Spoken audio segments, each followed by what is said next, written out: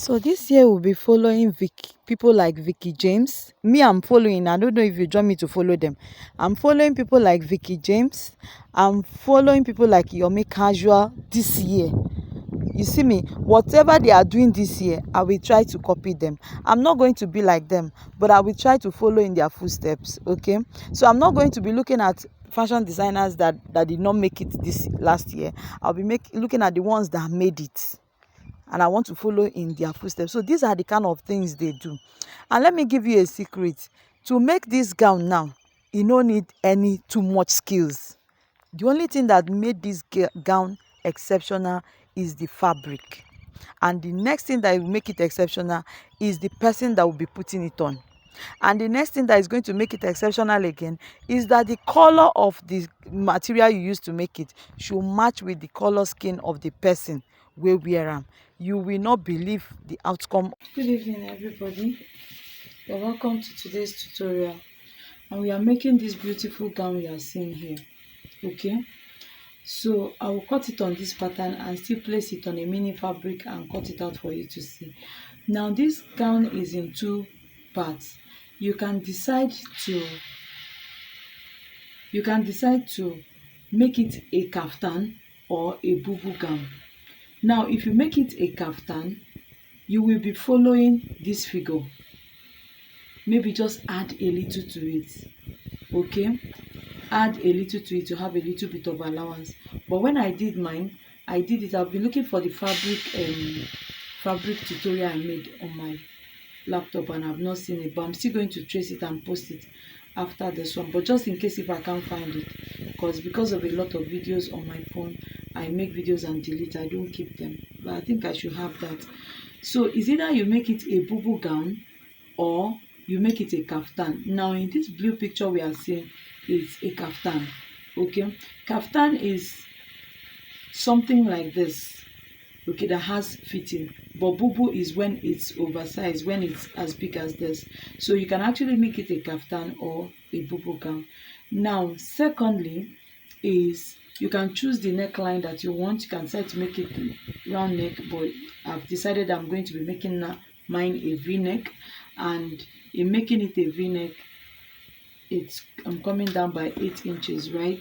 So I'm placing it right here, and I will measure my 8 inches and I'll bring it down. Okay, why I want to make it v-neck is so I could be able to coordinate this area properly. If possible, treat it as two separate faces. Cut this half separately, cut this half separately, manage it, and then couple it together. Same thing for the back.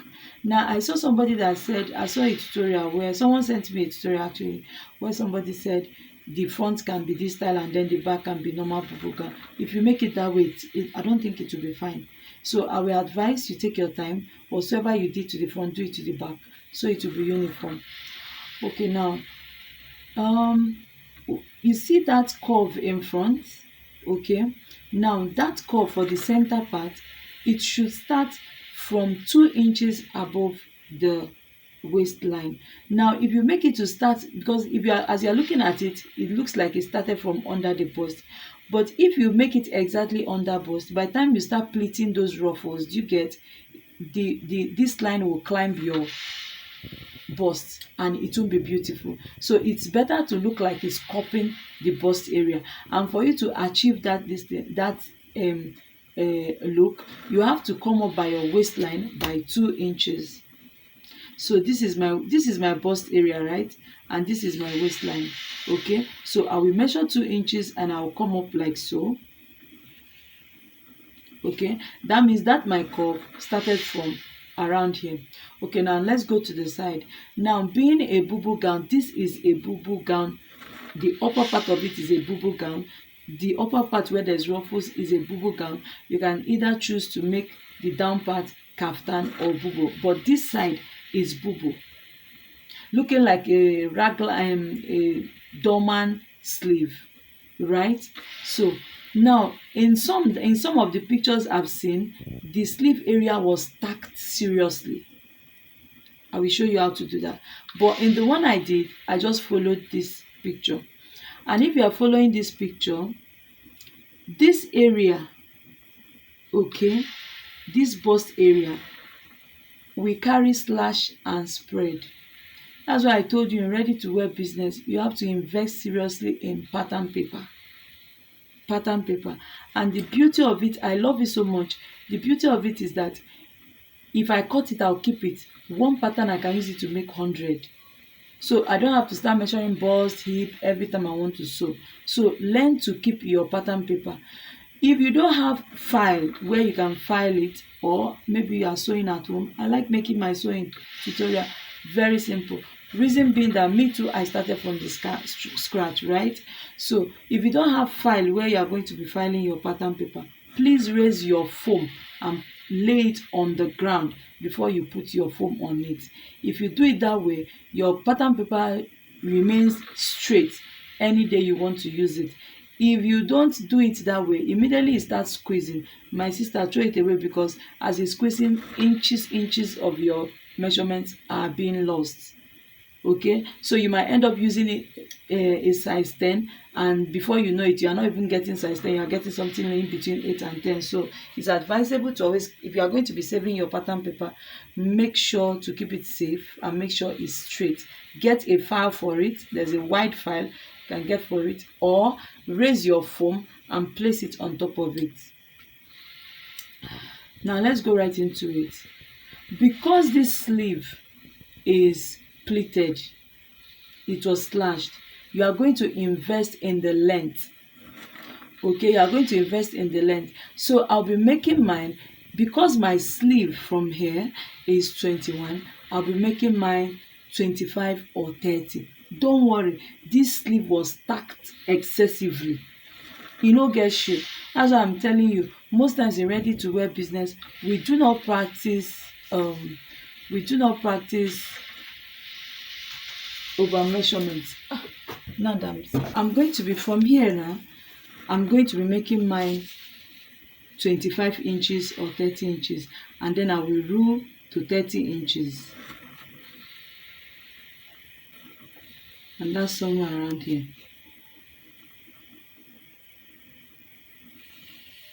Remember, many people will tell you because it's a bubu gown you don't need to slant it. I don't agree with it though. Because if you slant it, there's a way it will slip on your shoulder, but then all in all, do what works for you. I just want you to have an idea of what the style is about, so you can go ahead and do whatever you want to do. Now I want to go with this style, okay, that is here. And so for the hip area,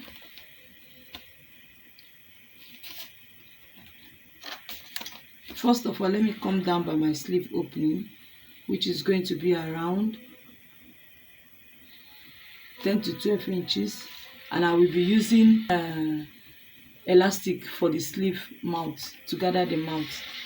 Okay, this is the waist area, and you know we came up by 2 inches, right? So this is the waist area.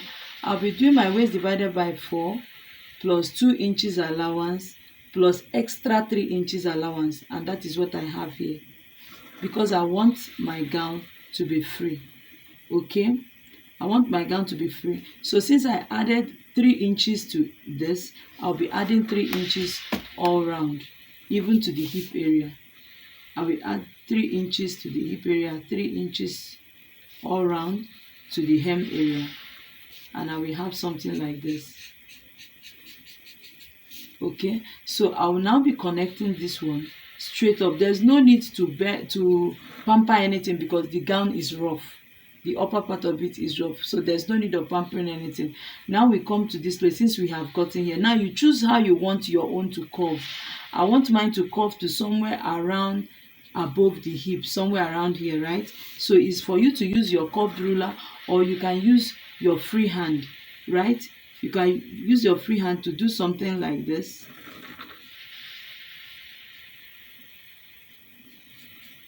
Okay, and connect it. Now when you connect,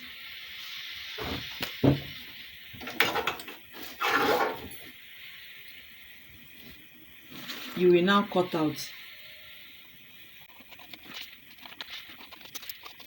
Now for the neckline for the back, you are coming down by just 1 inch.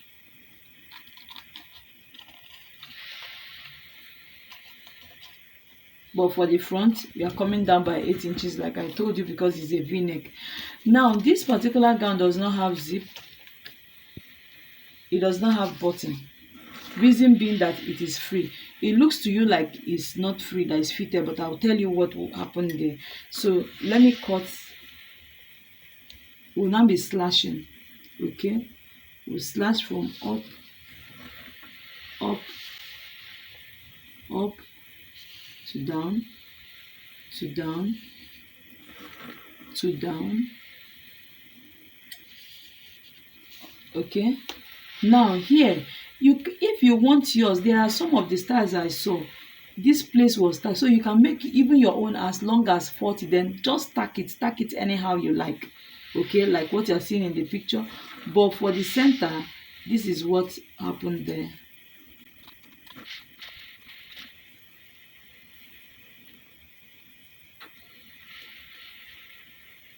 Can you see? So but before you spread, or before you slash, measure here, because by the time we spread, we are still going to gather it back to fit here.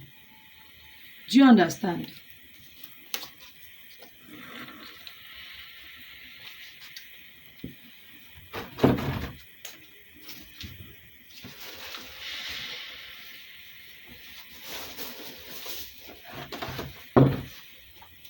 So let me cut on fabric now. I need to explain this on fabric so that it will be clear. Okay, so this is my upper part, and I have something like this. Spread it anyhow you want, and we have something like this. Remember, this center part is on fold. Okay, and so I have something like this.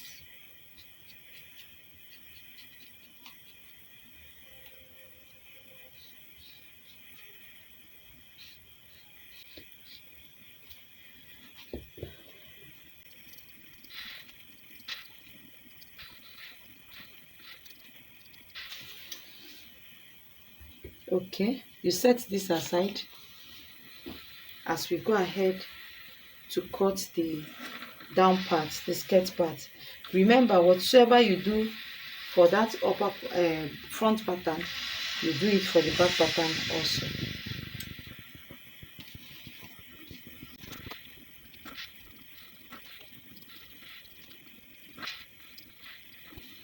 So remember that the front pattern is on fold. It's assumed that this is your front pattern. So when you open it, notch it. Okay.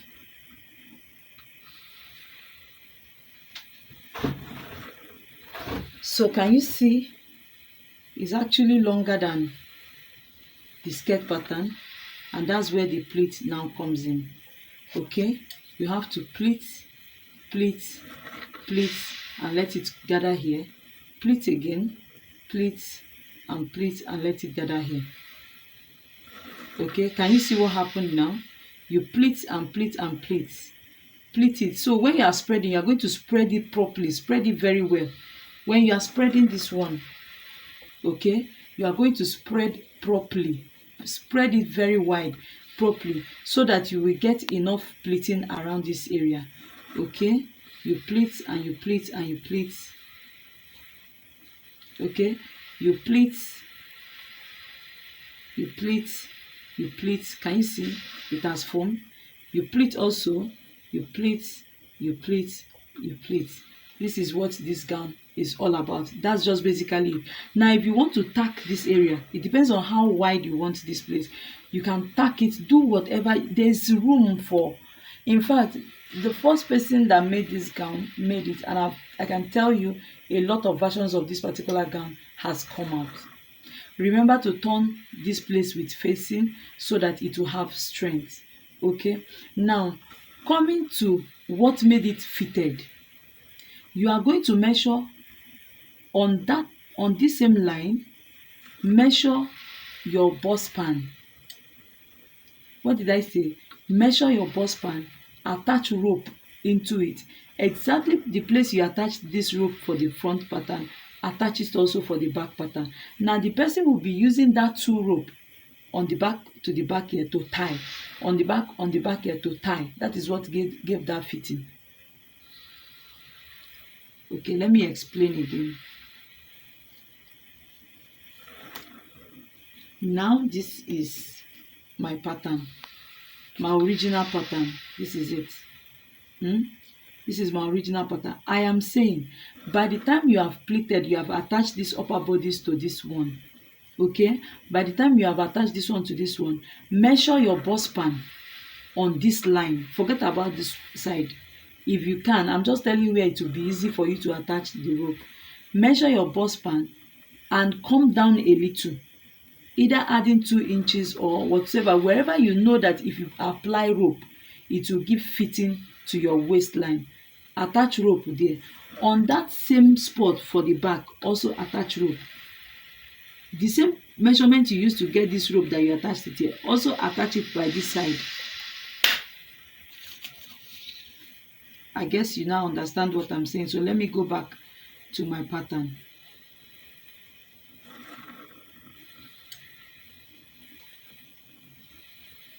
And I said, this is your center you are going to notch, right? Measure your bust span 4 inches. Add like 2 extra inches to it, right? Attach rope there. Bust span by this side. Measure like extra 2 inches. Attach rope. Or put the rope where you know that when you attach that rope, it will give fitting to your waist. Maybe as you are sewing, because you are a first timer, this is your first time of making it, attach that rope and be checking where you are going to be applying the rope. Make this cloth after you are finished making it, wear it and use your hand to pinch where you are going to put that rope. Now you are putting 1-2 rope in front and you're also putting 1-2 rope at the back, so that when the person wears it or when you wear it, tie the front rope to the back rope, tie the front rope here to the back rope, and it will give that fitting that you are seeing. That means you are going to be raising up this gown like so and tie the rope. After tying the rope, you bring it down. Except you made this gown that whatever you did in front, the back was just a simple normal bubu. Some people say that's the way they want theirs. Now when you are putting that rope, you are not going to be putting on the back. You are now going to just attach the rope and tie it to your back. So it will give fitting for only the front and the back will remain normal bubu gown. Okay, so when you are done making your pattern, this is how your pattern should look like. Okay, because you are going to pleat all these areas into this place and then you attach your rope. And I said, if you made your own that the back was plain, this design is not at the back, there's no problem. Go ahead to leave the back like that, but attach rope to this front and tie it to the back so it will give that fitting you are seeing in front. Some people are thinking that it was stitched down. Well, when I made mine, I did not stitch it. I just attached that rope and it gave me what I wanted. So you can still experiment and let us know whether when you made your own, you stitched it. But I know that if you stitch it, it won't come out. It will be looking like butterfly. I don't know, but I didn't try stitching it because even me looking at it, you see that that fitting you are seeing here did not go down. Okay, look at the down part of the gown, you will see it did not go down. It stopped somewhere around that waistline and that was all. Okay, and it's not like it's a fitted gown. It's not actually a fitted gown. It's very, very free. So it's either the down part is kaftan or the down part is bubu gown. But me, I chose kaftan. I used kaftan to make mine and I got exactly this. But the only difference between mine and what you have here was that mine, the sleeve was not that long. So, and I'm telling you, if you want your own sleeve to be very long, just make it extra. Now, there's room for whatever you want to do in this gown because everything is stacked, the upper bodies. Do whatever you want to that upper bodies. But then remember, somebody told me that that it was slashed this way. Somebody said it was slashed this way.